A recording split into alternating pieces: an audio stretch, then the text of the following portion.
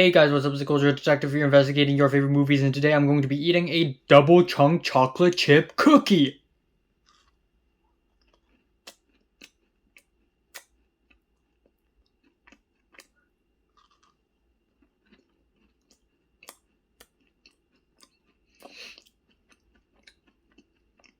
No reaction. But also, today I'm going to be talking about a movie that I watched about 2 or 3 days ago, and that film is Megalopolis, which is a new film written and directed by the one and only legendary Francis Ford Coppola.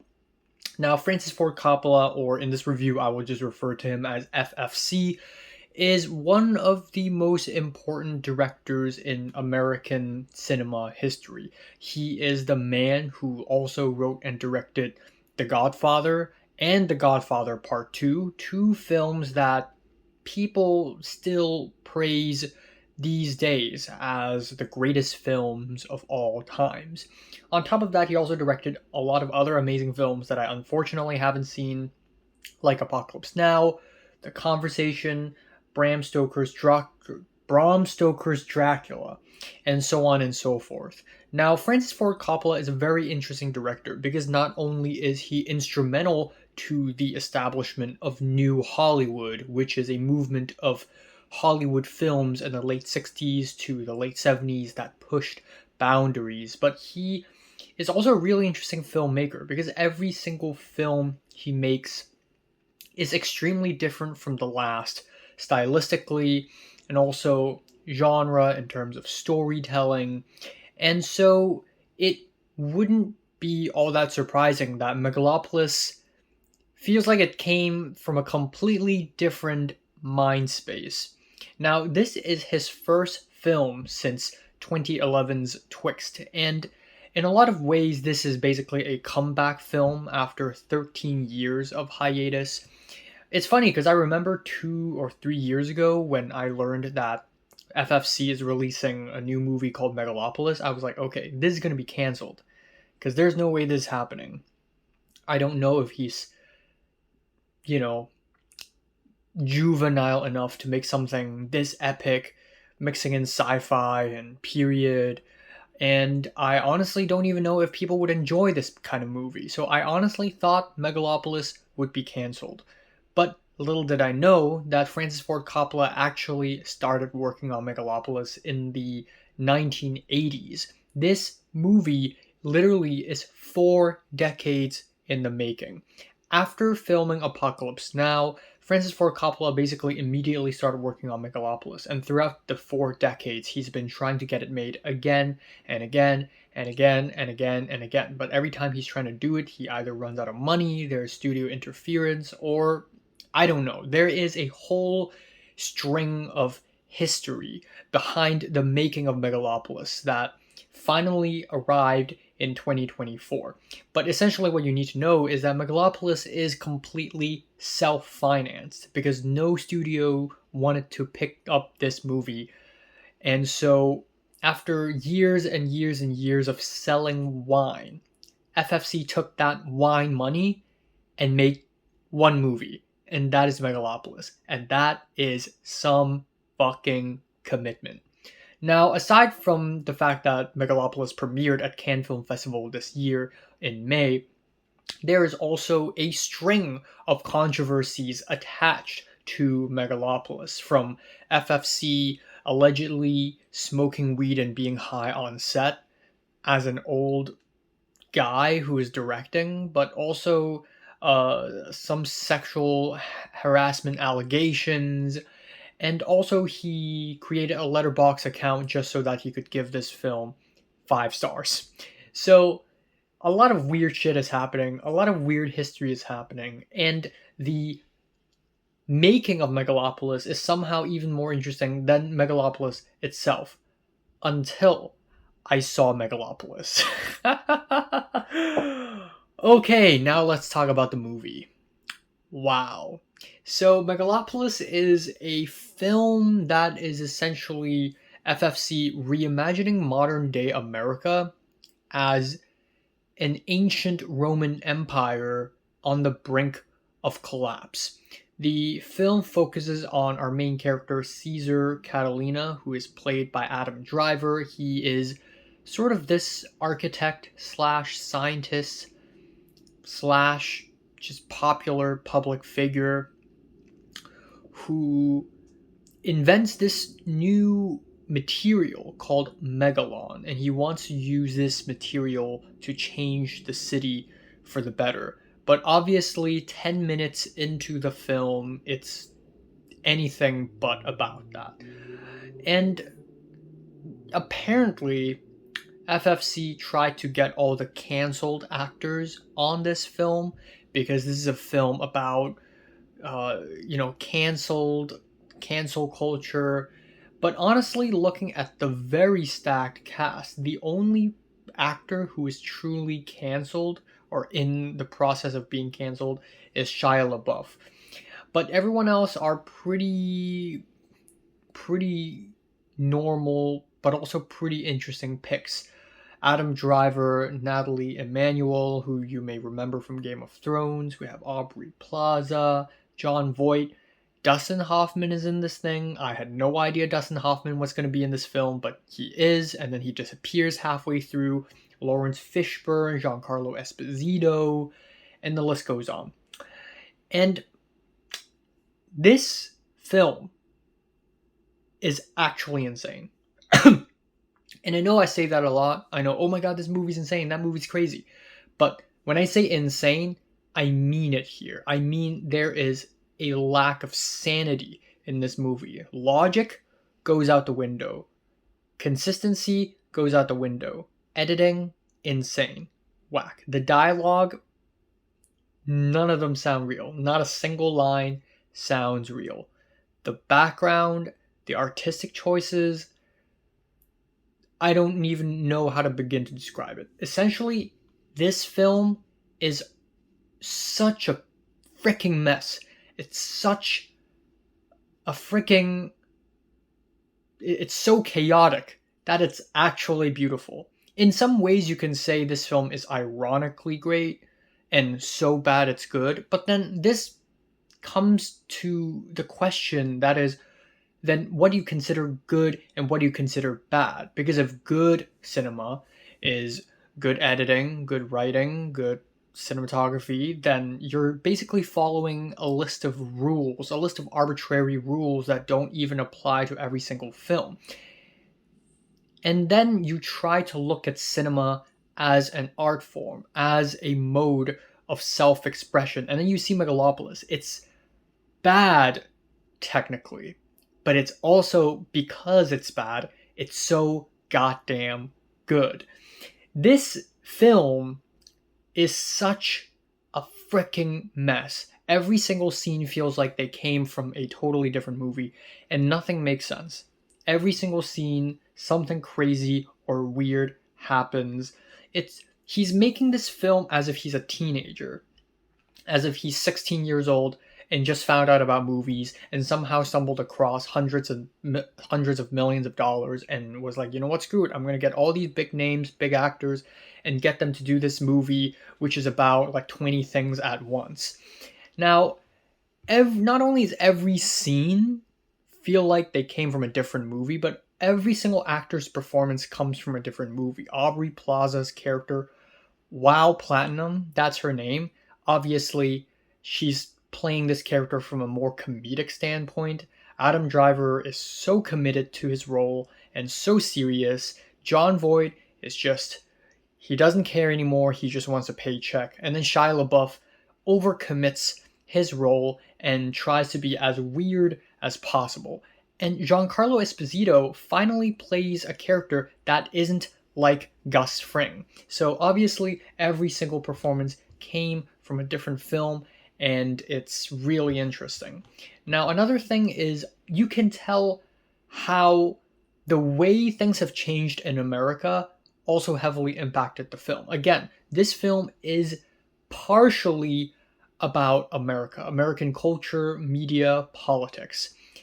But also, Megalopolis is in the making for 40 freaking years. So everything from the 9/11 incident to the January 6th Capitol riots, also heavily influenced Megalopolis. It's so absurd. This film is so ridiculous. It's basically a masterpiece. It went full circle and looped back to being a masterpiece. When I watched this film, I was reminded of other ridiculous, messy films like House, the Japanese horror film, Holy Motors, and also Twin Peaks The Return. And Twin Peaks The Return is great, even though it is a pure, illogical, nonsensical mess, solely because we know David Lynch does that a lot. But when FFC does it, people are like, wait, this doesn't make any sense at all. But it's actually really similar to Twin Peaks The Return in so many ways. But the film, but not even film, but the thing that Megalopolis reminds me of the most is actually Instagram Reels and TikTok brain rot. Especially those scenes where the screen is split into three parts and you have three vertical frames and three different things are happening at the same time with these crazy super speed montages. It's literally brain rot. This film is literally brain rot the movie. I feel like I lost 100 IQ and then gained them back and then lost them again during watching this film. Some scenes are so bad it's good, especially the legendary scene where Adam Driver and Natalie Emmanuel talks over a table, and Adam Driver was like, what makes you think you can plow through the riches of my Amazonian mind? And you're entitled. And then Natalie Emmanuel goes, entitled? Yeah. Entitled? Yeah. And also, of course, the legendary meme. So go back to the club. To plow through the riches of my Emersonian mind. Entitles me? Entitles me? Yes. Entitles me? Yes. I work without caring what happens to either of us. So go back to the club. There. And stop the kind of people. This is amazing. This is fucking hilarious. But then some scenes are legitimately good. There are a lot of interesting shot choices, Dutch angles, weird scene transitions that just happens one time. Like, again, it's like 40 years of planning and rethinking and rethinking and rethinking Megalopolis resulted in all these weird cinematic choices, weird storytelling choices. Grace Vander-Waal, I almost forgot who she is. She randomly shows up for like one scene and she like cloned herself or something and she started singing, but it's so obvious that the singing is a studio recorded version and not actually her singing live at that location. The entire Coliseum scene is absolutely coke-fueled insanity. So this is a huge stadium and it's supposedly like the Colosseum in ancient Rome, but it somehow slowly evolves into a huge circus show, and parts of this sequence features Adam Driver tripping on cocaine, and it's shot like a music video, and he has many hands. That transitioned into exploration into cancel culture, and then FFC in the same scene sort of reenacts the January 6th Capitol riots, but with no pre-context or post-context, and then that turns into a weird police thriller. At points, this film looks like a National Geographic documentary with some legitimately interesting looking visuals. Sometimes at one point this film turns into this beautiful hand-drawn animation sequence that literally has no rhyme or reason to be there. There's one scene in the film where Adam Driver's hurt. He unbandages himself, and so his head was wrapped. He unbandages the bottom part, and it's just the top part and the two sides, and he looked like a person with Arabic headwear.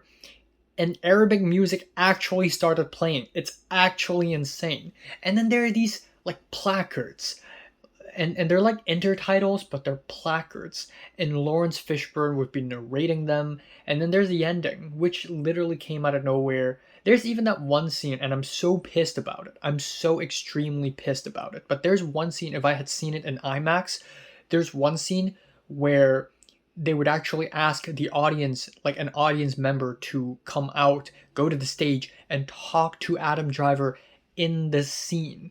It's interactive. And I know this isn't the first or the last interactive film out there. There are a lot of amazing films that have interactive moments with the audience, but it's just so crazy that such a big budget film with so many big actors would still somehow try to fit an interaction moment in the film. This film is about FFC himself. This film is about America. This film is about 20, 30 different things at once.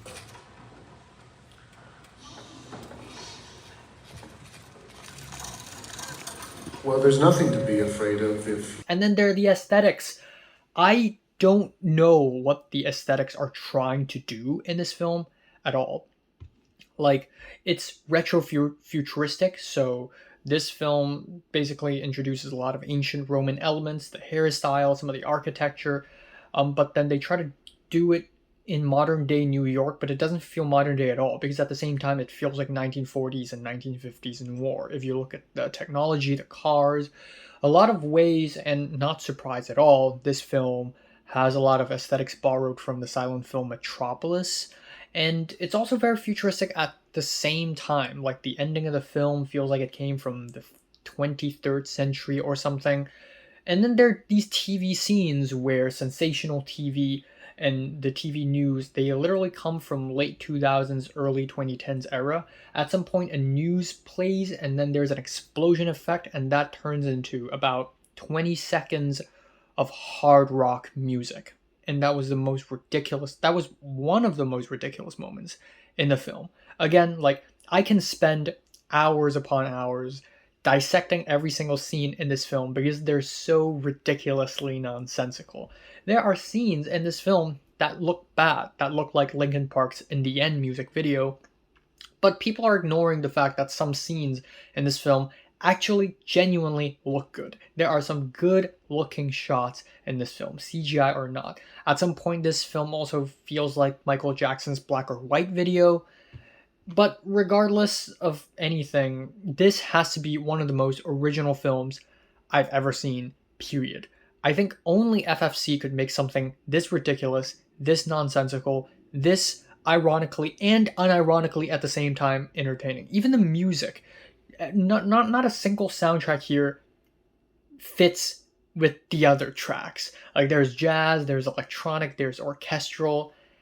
It changes throughout the film. Characters disappear. If you ask me what the film is really about, I honestly can't tell, because 10 minutes later into the film, it's already completely lost. I guess the overall arching theme is about a guy trying to make the city a better place, but really it's just, why are these characters fighting? What are these characters' relationships? Why is this character doing this? Why is that character doing that? It doesn't make sense anymore. At some point, nothing makes sense. You're just in for the ride. You're just in for a crazy roller coaster ride. Hell of an entertaining film. And an absolutely ingenious film, accidental or not. So I genuinely don't know what rating to give this film. So, based on enjoyment, I'd say it's an 8 out of 10. But really, the real rating would be a what the fuck out of 10. So, have you watched Megalopolis? And please do. Please watch Megalopolis. Go to the theaters and watch it. Please support this film. Comments below, let me know. Subscribe if you want more.